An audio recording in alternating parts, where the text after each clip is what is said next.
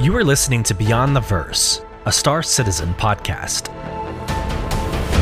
A show dedicated to Cloud Imperium games, Star Citizen, and Squadron 42. Whether you fight, explore, unite, and or trade, we bring you news, updates, interviews, reviews, and analysis.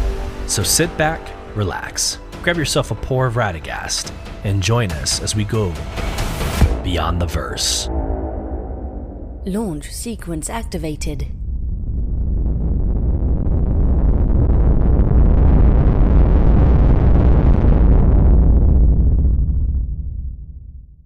Hello, friends, and welcome to another episode of Beyond the Verse, Star Citizen podcast with your host, Solus. We are getting into episode 20, the show that almost didn't happen. So let me explain that really quick before we really get started. There was really nothing that dropped in Star Citizen news. No updates, no developer updates at all. So I asked a poll on Twitter yesterday and was like, hey, do y'all want me to talk about like other things, like going beyond the verse, or do you want me to postpone episode 20 to the next week? I had already made up my mind that I wasn't going to stream live last night, but lo and behold, I got an overwhelming amount of replies, some direct messages, some on that thread that said that they would miss the show, and there's something special about that. So first off, thank you. It means the world to me. It means that I'm doing something right, and this community that we're building together is going in the right direction. That's a good sign for that.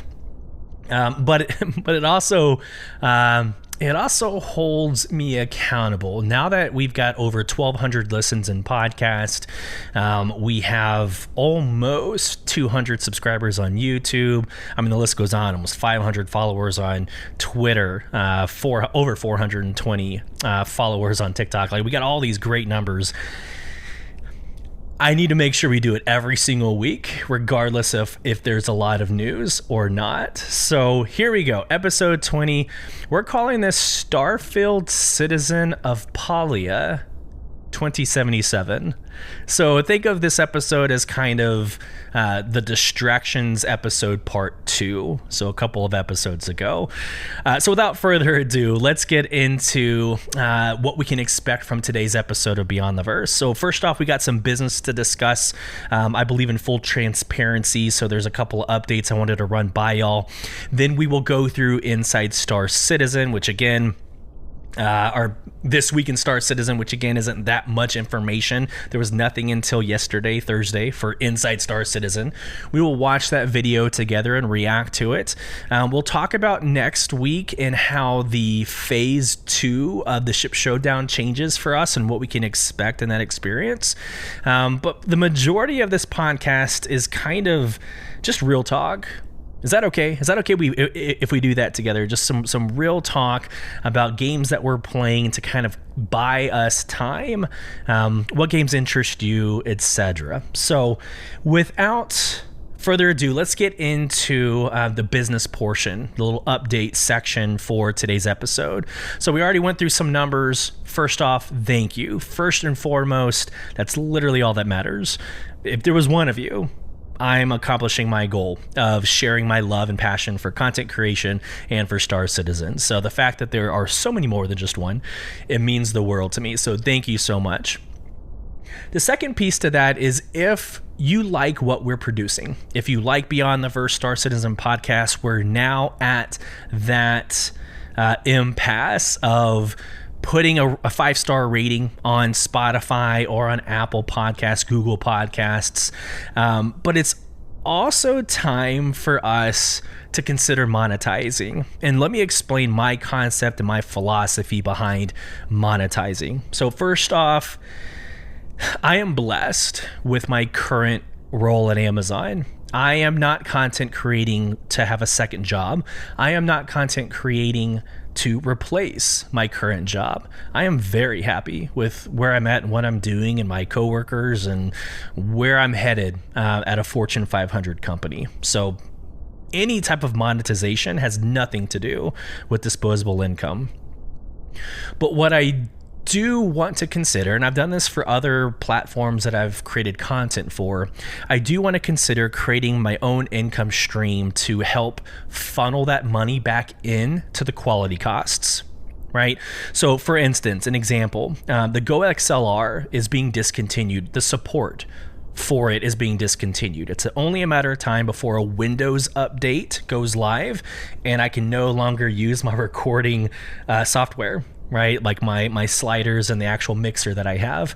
So I'll be looking to upgrade or replace my Go XLR with probably a Rodecaster Pro. So those type of costs, I don't necessarily want to take away from my kids' budget. I don't really want to have to budget, my weekly costs that I need to budget for. I don't want to replace that for essentially gaming and content creation, right? My family takes my priority. So I pursue monetization so that way I can do both. I can set aside funds to make this the best quality, a better camera, better sound quality. The post-processing takes time. Anybody who's created content before knows, right? The amount of effort to produce these shows and produce like good content. So I'm not going to belabor this anymore. If you would like to support, we now have listener support over at Spotify. So I will alt tab over, and for those of you on YouTube, I will share my screen. Let me first get to that page because there's a bunch of click-throughs.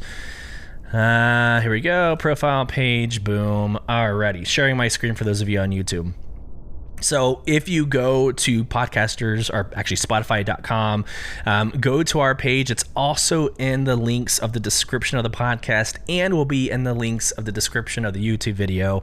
But right here, you've got this middle button called Support This Podcast. And if it's your first time listening, the first time you go to our landing page, it'll pop up and say, would you like to support this podcast? So when you do, I even put what I just said in a quote. So it just reiterates my philosophy. But quote, support Beyond the Verse Star Citizen podcast with a small monthly donation to help sustain future episodes. 100% of the donations return to the production of the show for our audience experience. And then the monthly contribution, it's $1 a month, $5 a month, $10 a month, or you can do your own version of that. So anything helps, and I hope what I said resonates with some of y'all. Again, it's not for any other reason than just creating my own income stream to support the quality of the content that we're producing. Secondly, and then we'll be done. Secondly, I have actually been approved and invited to monetize the podcast through Spotify via ads.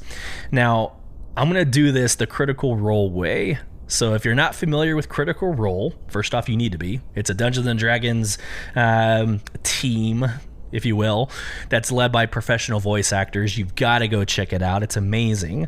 But the Critical Role team, they do their advertisements in their own flair, and it's hilarious. It is the funniest thing, actually, to the entire 3-hour episode that they do. It's the funniest thing. So I intend to do the same. If I'm going to record an advertisement that's going to persist through the month of September, I'm going to try to make it fun, and it's going to be kind of a short 30-second at the beginning of each episode. So bear with me. I think that's pretty natural. If you listen to other podcasts, they do the same thing. I just want to be transparent. Okay. Don't want to continue belaboring this anymore. Just want that transparency, as I have promised from the very beginning, from episode 0 in the trailer. So there you go. All right. Last, I lied to you. Last, feel free to become part of the discussion. We have an email address. It's starcitizenbtv, Bravo Tango Victor, @gmail.com. Feel free to email any questions, comments, concerns, literally anything. And so the 5-star reviews on any platform and the email will be read during every single episode. So the first 13 minutes of this episode-ish, it has been dedicated to business.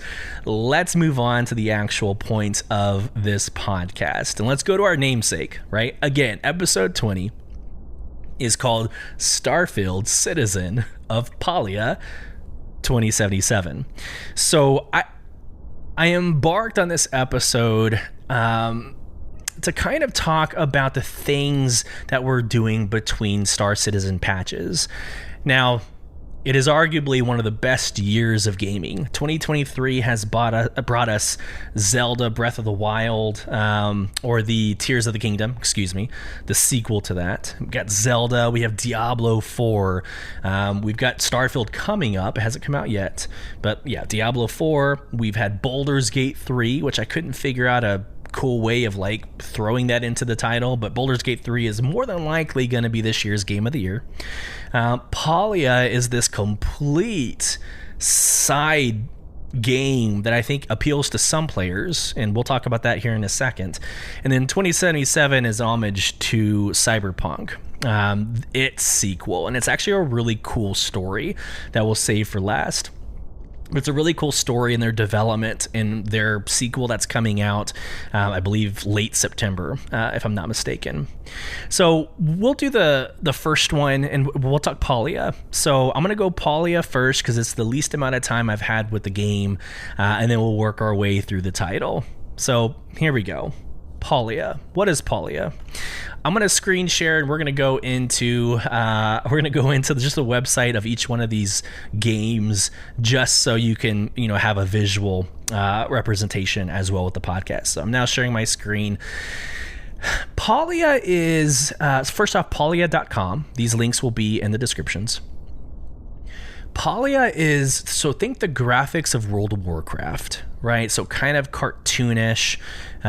It's nice because you can like maximize your frame rate, turn off VSync, put up your frame rate to like 240. It's going to run beautifully, but the graphics are very much like cartoonish. So think like Amazon's New World, as far as your careers and having to cut down trees and break rock apart for minerals. And then the last thing I'll say is maybe like a more mature or advanced Animal Crossing. So I think those three games, mash it all into one, and you're going to get Palia. Now the studio, it's not a well-known studio. I believe. I don't want to lie to you. What is the studio called? As my computer completely goes crazy. Singularity 6. So Singularity 6, it's not this massive studio. In fact, when you start playing their beta, there's a window that pops up that says, hey, thank you for supporting a smaller studio as we strive to create this like alternate universe for people to live in. So they're very much transparent with that as well. But it's exactly that. If you just wanted to exist in this type of world with not really like a combat mechanism, there's not really anything else, but it's adventure, it's exploring, and you build your house and you add on to your house and your room. So again, think Animal Crossing, but a more expansive open world Palia. So here are my reactions to it. If you have listened to the first 19 episodes of this podcast, you know that I really despise transactional games. So, like, I hate games that you go in and you feel like you're performing a job. You go in and you're tasked with, 25 different missions to do daily. You have a daily task, a weekly task, maybe like a monthly task, and you find yourself at work, right? And then after your hour of playing, what do you have to really show for it? And I saw that with, Elder Scrolls Online, World of Warcraft, your typical MMOs. I see that all the time. Mainly see it in Animal Crossing, right? I see it all the time in Animal Crossing, where again you're having to collect 3,000 apples for something ridiculous. This is kind of the same concept. In fact, it is actually the same concept. When you first get into beta, you're having to find way too many items, and it takes way too long. It takes 8 hours, not of like actual gameplay, but once you start building your house, it's like 8 hours later when your house is built. So it's a very transactional game that requires you to just basically do mundane tasks over and over again. Now, I'm not painting Palia in a great light, but this is me personally, Solus from Solus Gaming. I don't think I'll play it outside of beta, but it's getting a lot of great kudos. Again, Animal Crossing on steroids. It's a little bit more fun. It's very addicting when you get your mindset right and you're doing the same thing over and over again. It can be very addicting, but that's Palia. So let's get into Starfield. Now, Starfield doesn't require any really introduction. In fact, I'm sharing my screen now on YouTube, but the majority of you have already dove into Starfield. In fact, I guarantee you that of our 12,000 listeners, 1,200 listeners, I guarantee you every single one of you have pre-ordered Starfield in one way or another. But Starfield is going to destroy most of our lives at the end of Q3 and into Q4. All of our free time is going to go to Starfield. And I'm going to make everybody mad, and I'm going to say Starfield is Skyrim in space. So if you liked Skyrim, you're gonna like Starfield. It's the same teams, same studio that had Skyrim, and you're gonna have a phenomenal experience up in space existing. Now, I will not get into a this versus that. I will not get into Starfield versus Star Citizen. I sort of dabbled in that world a couple episodes ago. In fact, in the episode called Distractions, I did talk about Starfield versus Star Citizen. I don't think this is that podcast. It's a completely different, it's apples and oranges. It's a completely different world. It's by yourself. It's not multiplayer. There's some procedural generation considerations that are not necessarily the case in Star Citizen.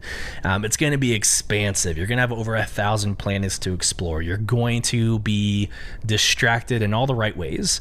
So I need everybody listening to this podcast to see Starfield for what it is. It is a great, phenomenal one-player game that, again, is going to destroy everybody's free time. Comes out September 6th. People are getting amped up for most social media as Star Citizen kind of loses its, and again, I don't mean that in a negative way, but once Star Citizen kind of loses its momentum going into CitizenCon in October, Starfield's going to take up every channel. It's going to take up everybody's attention. Comes out September 6th. Early access is September 1st. Yours truly has spent way too much money on the collector's edition. And it'll be coming out for me on September 1st, going to Best Buy and picking it up. So you can expect lots of social media from me. Kind of an unboxing of the collector's edition, kind of what comes in it. I'm not a streamer. I'm not going to stream and have you watch me play. I think that concept, me personally, I think that concept is a broken concept. Just play the game. Don't watch me play it. You play it. It's just weird for me. But anyways, phenomenal game. I could scroll down and kind of show you all the images, but again, thanks Star Citizen, but just first player, right? So don't want to continue that. Starfield's going to be simply amazing. So we talked Starfield. Citizen is Star Citizen. We'll talk about that at the end of the podcast. So Starfield, Star Citizen, Palia. Let's go into Cyberpunk 2077. Okay. This is a phenomenal story, and I'll share my screen in a second. But I think Cyberpunk is one of the more engrossing conversations when it comes to development in video games. It's one of the most, like, if you take out like Star Citizen, Cyberpunk is one of the most expensive games to have developed, right? So you got to go back a couple of years. I believe it's 2020, 2021. Don't necessarily remember when it came out, but a couple of years ago. And it was a horrible launch. It was a miserable launch. That unfortunately destroyed most of the initial gamers, me included. I had a friend of mine, a content creator that was in Elder Scrolls Online with me, and she actually she showed me Cyberpunk. I fell in love with it, watched all the pre-development videos. When it launched, it worked for the most part. But you talk about Star Citizen having glitches. At least Star Citizen is an alpha still. whereas Cyberpunk launched fully and it was broken. It was a very, very bad experience. Fast forward to 2023, and it's one of the top rated games in Steam. The studio didn't just quit on the game. They didn't just say, hey, let's cut our losses, put our money, time, effort, attention on other things. Code Red, our CD Projekt Red, the developers of The Witcher 3 and Plague Gwent, right? These individuals stood with it, and they pursued all the fixes, patches, additional content, ways to kind of give back to the gaming community. Now, let me be very, very honest with my experience. I played it for like the first month, didn't really get far at all, gave up and went on to a different game.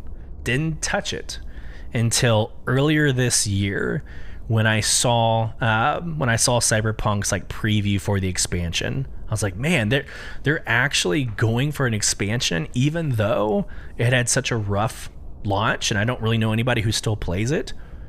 Well, I did my homework. And it has made leaps and bounds. So if you have thought of playing Cyberpunk or of going back, do it. This has been the single player game that I have been playing between Star Citizen patches.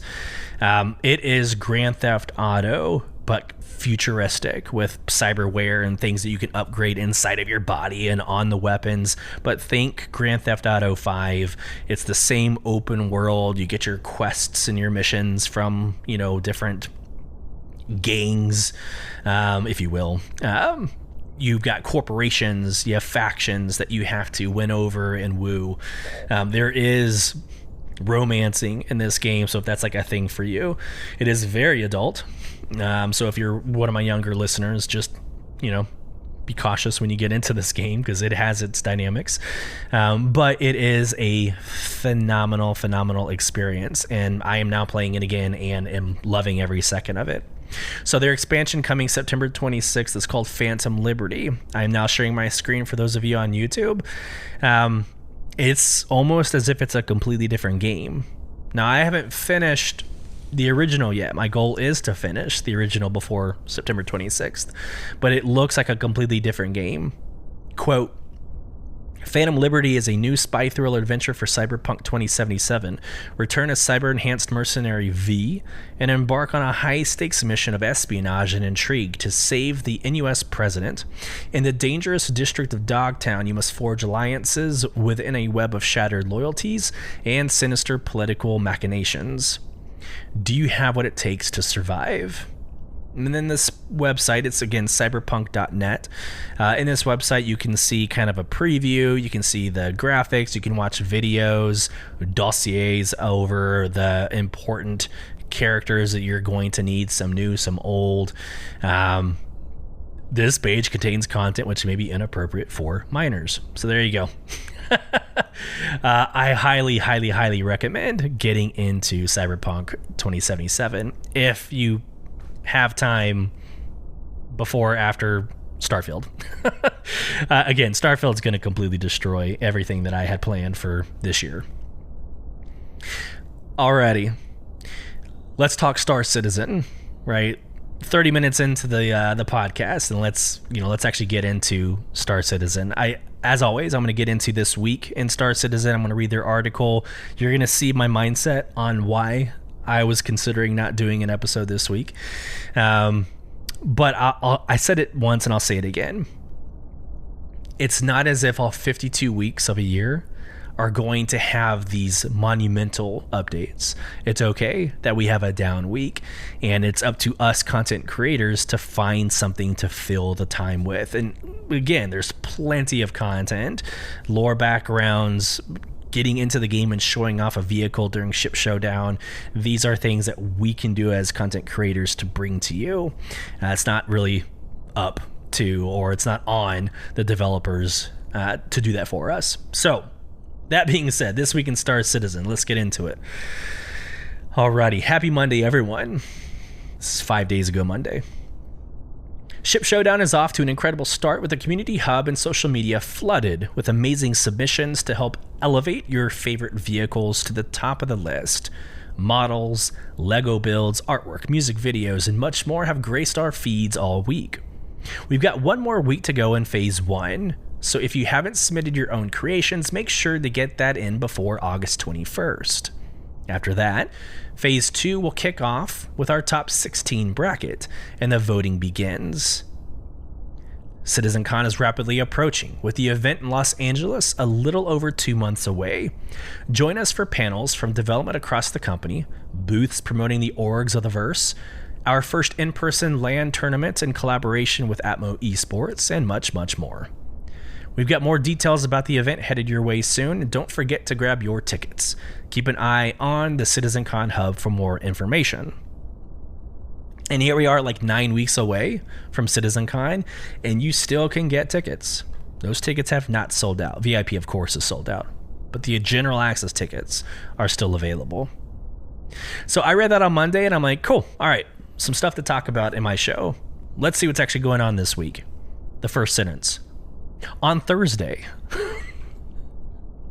So I'm sitting here like, all right, so we can surmise what's happening with Ship Showdown. We can surmise what's happening in CitizenCon. Okay, well, there's at least lore stuff on Tuesday. There's at least, some developmental stuff that's happening, on Wednesdays. Nope. The first thing that happens this week is Thursday. On Thursday, Inside Star Citizen catches up with the audio team and their work on audio reverberation tech after their previous CitizenCon presentation on Claudius. This Friday, which actually happened earlier today, Star Citizen Live has Elliot Maltby back on to wrap up the mission they created last week and give it a test in-game. Show began this morning at 8 a.m. Pacific. You'll also see the weekly RSI newsletter delivered to your inbox. And then Saturday, tomorrow, there is yet another race. So, let me just read it. I don't think it's a race. Nebel and the Starhead Federation and our German community will exhibit all the vehicles that keep Star Citizen's economy running: trading, mining, salvage, exploration, and more. Visit the rooftops of ArcCorp's Area 17, experience air cab service, take part in guided ship tours and interactive games to earn points, and get a chance to win a Drake Vulture with lifetime insurance. Okay, so I take it back. I'm glad I read that. It has nothing to do with a race. Whatever. We do this live. So I'm glad I read that. That's a really cool idea. It's almost as if they're trying to do like an IAE or an Invictus, where they're showing off, these vehicles that make the universe run. Last but not least, also on Saturday, the group stages for this year's Fight or Flight tournament begin. Check out the heated 2v2 competition live on twitch.tv/Atmo Esports at 8 p.m. UTC and see who moves on to the next round. The top 4 teams at the end of the series will compete at CitizenCon this year, so the stakes are high. Don't miss it. Jake Bradley, community manager. So again, there was just not a lot. There was just not a lot to cover, and I didn't want to, quote unquote, waste episode 20, which I guess sounds like a monumental episode, but I didn't want to waste like episode 20 on not a lot of information. But I hope you've enjoyed the first 30 minutes of this podcast. Let's actually get into my reactions to both, and then we'll go into Inside Star Citizen. So, Ship Showdown. I am very excited about Ship Showdown's second phase. We talked a little bit about like a popularity contest for the community call, whatever. Like, let's move on. Let's get over that. Don't really care at this point. Never really cared to begin with. But getting into the live showdown is what I loved about last year. So I cannot wait. You can expect from Beyond the Verse, Star Citizen Podcast socials, you can expect to see graphics and brackets and analytical infographics on everything happening live showdown. Starts August 23rd to September 6th, but I cannot wait to do ship versus ship. Cannot wait for it. It always sparks really great conversations. Most of the time, really fun debate online. Sometimes you get kind of individuals that are carried away that are super passionate about their project. But for the most part, this is a really, really good time, really good experience. And hopefully sometime between phase 2, they reveal what that paint scheme is going to be. Like I can't wait to find out what the character is going to be showing off later this year. Shots fired. It has to be the character. I don't really know how it's not. All right. Last but not least, the final segment for today's very, very short episode 20. We're going to get into Inside Star Citizen. This one is called First Rate Resonant. And it's like last week we did the visual effects team. This is your audio effects or your sound effects team.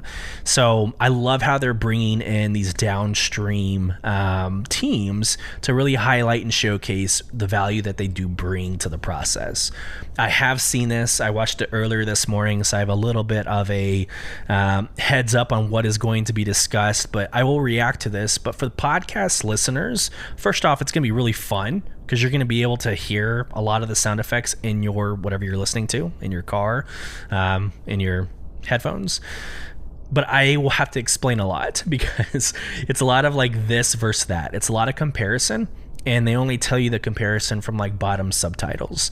So bear with me as I'll probably pause quite a lot to explain what they're comparing. But without further ado, this is Inside Star Citizen, First Rate Resonant. I'm going to share my screen because I totally screwed that one up last week. Sharing my screen. Let's get into it. Here we go. It's been a long time since I've been in front of a camera, so this is a new experience for me. Fresh one. But yeah, I'm enjoying it. Who's going to do better, you or Graham? Graham, he's an old hat. He knows what he's doing. Oh, hi. Didn't notice you there. So today we're talking about resonance within the Claudius tool. What's Claudius? Tough question. Okay. Claudius is our new audio tool that brings together all the different audio functions into one place so that the sound designers can access everything they need without going through needless code requests all the time. My favorite thing about Claudius is the fact that I won't have to jump into so many different tools and programs to get in-game and get the sound. All right, so real quick, I know we're 47 seconds into this show and I'm already pausing it. One of the things that I find myself reminding listeners and community members is, yes, this game has been in alpha for over a decade. Okay, that's fine, whatever. Let's debate that offline. They're having to create, some willingly, some because they had to, some because it was a choice, but they created everything from scratch. So from the studio to the studio capabilities to the real estate to moving around teams to building, like, or implementing tools like you just heard them say to make it better, faster, because they don't have precedence, right? They don't have a Bethesda, set up in order to expedite Starfield's launch, right? Like there's, even though Starfield was also in production for a long time. Anyways, they're having to build everything from scratch. So I think when we approach these videos, it's just another reminder of kind of another why it has taken just a little bit longer than what most of us are happy with. So something to consider. Sounding the way that I want them to and the way that I envision them in my head. We did a whole thing on it at CitizenCon a few years ago. You should go watch it. I'll just wait. I'm much more natural on that camera when I'm not looking at the television. One of the ways in which we're looking to improve the audio experience of Star Citizen is to find ways to better meet the player's expectations of what is being heard in the game world.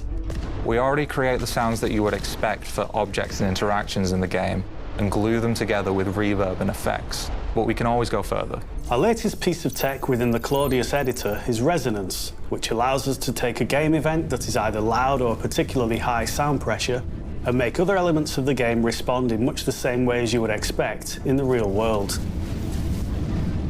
Resonance, put simply, is the sensitivity of objects to vibration, and in terms of our tech, it's the sound that they make as a result. We're aiming to fill a gap that currently exists with certain things not dynamically responding, at least in an audible sense, to player input and events transpiring in the world. So this is one of those times where it's threading items without surrounding items without resonance and surrounding items with resonance. So the moment he stops talking, it's without resonance, and then you'll hear a change, and that is with resonance. So let me back up just a little bit so you can hear it. Here we go. Or an event transpiring in the world.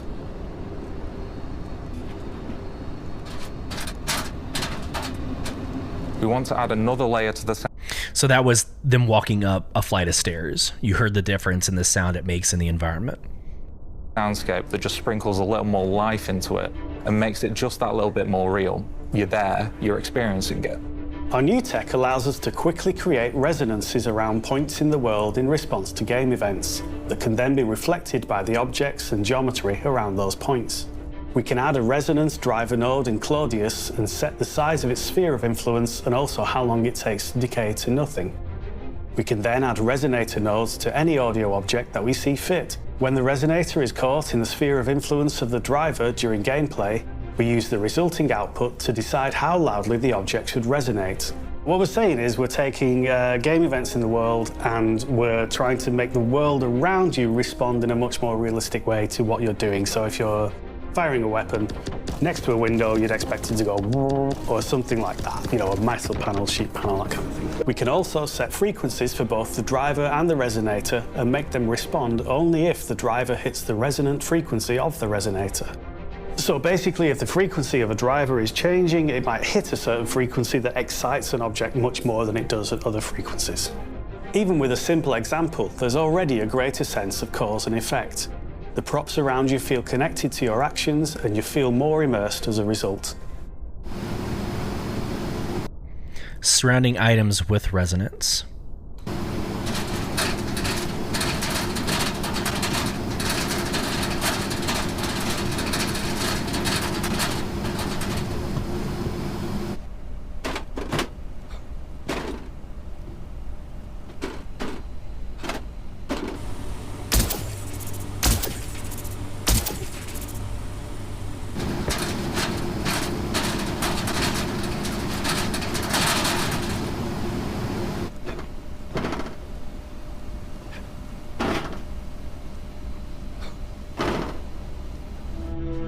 So that was a few examples of the character jumping up and down on grates. So the different sounds you just heard is what those grates sound like in different environments. There you go. This being implemented via Claudius in the straightforward visual logic-based scripting way means that getting your sounds in-game and working is just that much quicker. There are so many interweaving systems at play on the engine side that it usually can prove a challenge to get the desired outcome. Just from the resonator and resonance nodes alone, we can manage quick tweaks to dial in the exact kind of sounds we're wanting. And we're having it happen live and in context as we go. Claudius's design philosophy is to put workflow first. And with this in mind, the resonance tech makes it easy to take a location or ship and populate it with the kind of responses you hear happening around you in real life. The potential here is large, so having a tool that makes it easy becomes incredibly important. The underlying tech is designed to give the designers everything they need to implement. We're not relying on repeated code support requests to get this kind of dynamism in for our sounds. No one knows what you need to achieve the result you're aiming for in your head better than yourself. And that can take time and iteration, but here we have all the tools to do that by ourselves. So now we can take a location, look around it, and think about what we'd expect to hear when, for example, a weapon is fired, and quickly add the markup to the game to make it do what we expect. Here we can see a few candidates: metal locker doors, a waste bin, empty cans, some windows, containers. By adding audio components to these objects or adding audio entities to the world markup, we can easily create their resonant responses. Adding these resonances brings variety and realism to the soundscape. No resonance of surrounding items. Surrounding items with resonance. None. With. Without. With. So we're no longer just... There we go. Let me get off mute. So I tried. I don't know if that was like a good way of doing it or not. But essentially, at the end of the day, they're shooting a pistol or a weapon system downrange, and how the sounds around you react, right? So if you're in a tight space, are you hearing the percussion, right? Or concussion? I think it's percussion. There you go. Or if you're in an open space, are you hearing it bounce off of like the trash can that they just mentioned, or a sheet of glass? So there you go. Hearing weapons and reverb, we're now hearing the objects and materials around the player too. We can use the tech to support visual physical movements, or even to imply them using audio alone. We can listen to the resonances in isolation to understand what's being added here.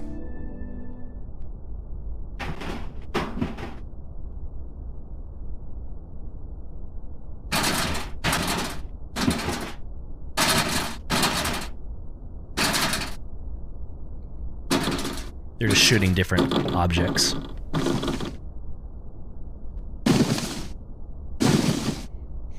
This system is hooked into our propagation tech, which allows sounds to respect paths through rooms and doorways to reach the listener, normally the player.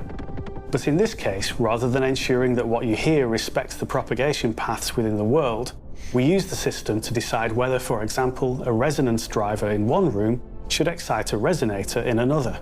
So basically, if someone fires a weapon within a room, the objects in that room will vibrate differently to any objects that are outside that room. As with all tech, we have things to consider from a design perspective. There isn't going to be a one-size-fits-all system. Take, for example, you're in a ship. You might want to let the players experience a huge impact from a missile. Okay, real quick. What you're about to watch starting now, there's like 5 minutes left in this in the Inside Star Citizen. I highly encourage those listening on podcasts to go and watch the next piece. What they're about to get into, and I'm sure they're going to explain it better than I will, but what they're about to get into is like if you're in a Carrack and somebody shoots you at the very back part of your ship, or the port side and you're on the starboard side, what does that feel like? What do you hear? What do you see when you're not right there at the explosion? What they're going to talk about is the different levels of escalation, or what you observe to really make it realistic, to really know how to react or how to troubleshoot, problem solve, whatever happens, right? So it's really, really awesome concept that I would have just looked past had I not watched this video. It's a given you'd expect the ship and its internal contents to resonate when that happens, and this is perfect for that. But what about continuous resonances in a ship? We may want to use the system much more sparingly in these cases in order to avoid fatigue and focus more on the transient resonances as they convey more important information to the player. Much like a computer, the system needs rules to govern its output, so design needs to inform the system how it should be behaving.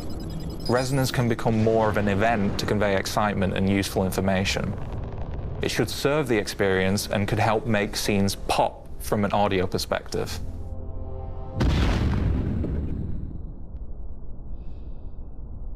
No resonance.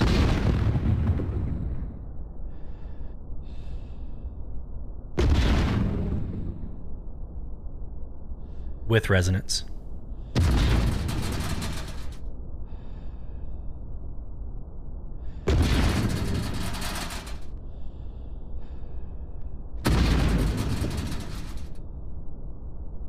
While we have the option of using propagation to ensure that resonances don't travel through walls or geometry, we can see that there are cases where we may want it to do just that. A ship receiving an impact from a huge missile would have vibrations resonating through its structure, which in turn would resonate its contents. By vibrating the ship and the objects around the player, the impact becomes much more visceral and feels like a direct threat to the player, rather than an event that just happened to some other part of the ship. The player's experience of the impact can then be more reflective of the damage done to their ship. No resonance.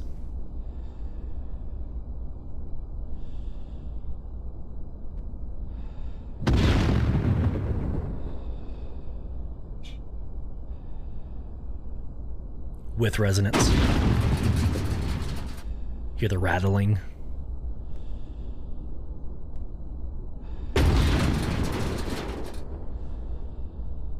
It's awesome. So this is cool because if you have a huge impact that's hitting your ship, yeah, if you're in the cockpit, you can see the impact, you can really feel it there. But if you're down in the guts of the ship in an engineering role or something like that, and impacts are happening on the ship, you're maybe not going to feel it so much. So what this system does is it brings the whole experience of the ship being hit to wherever you are.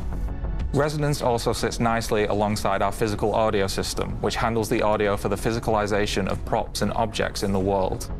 You can already hear audible actions in the game, such as objects being thrown, rolled, handled, or impacted.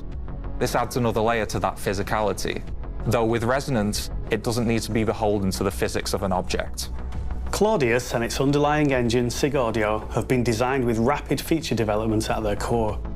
Now that a lot of the hard work under the hood has been done, we're able to quickly develop and iterate on features such as Resonance that allow us to improve the experience of Star Citizen and enhance immersion to create a living, breathing world. As with all Claudius features, this is available to any object in any context, so its use doesn't even have to be limited to what we've shown here. For example, we could use the blast radius of an explosion to drive the player's ear-ringing effect using the same system.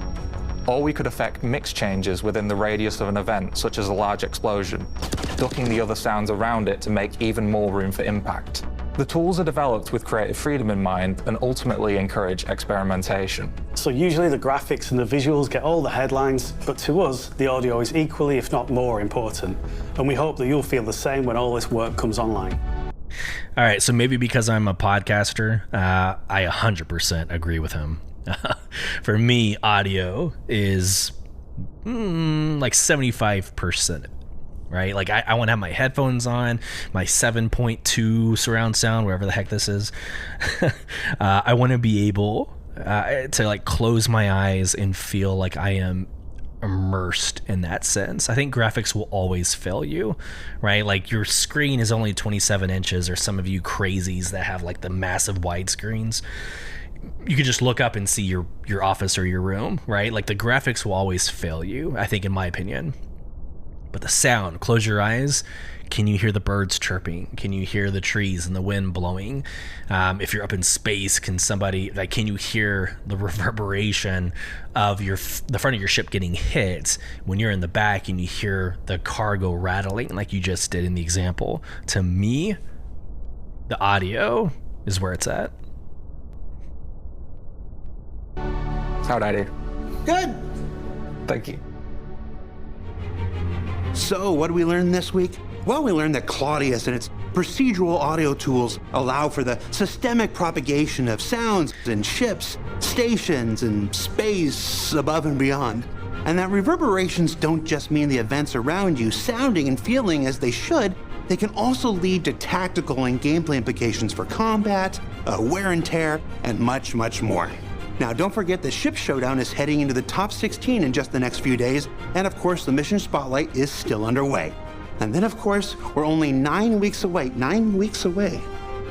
9 weeks away from CitizenCon 2953, the now 2-day event at the Los Angeles Convention Center, and tickets are still available. For Inside Star Citizen, I'm Jared Huckabee. Thanks for letting us share the process of game development with you, and we'll see you all here next week.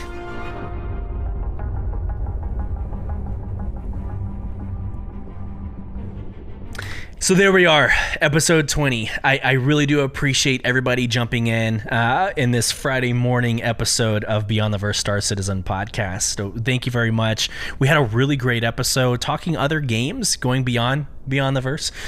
We talked Palia, Cyberpunk, Starfield, and then what little was dropped from Star Citizen this week.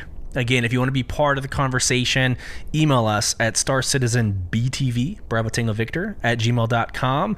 And again, if you like what you hear and you want to support and continue growing our community that we're building together, please support us. You can support us financially through the Spotify monetization, which I showed you all at the beginning.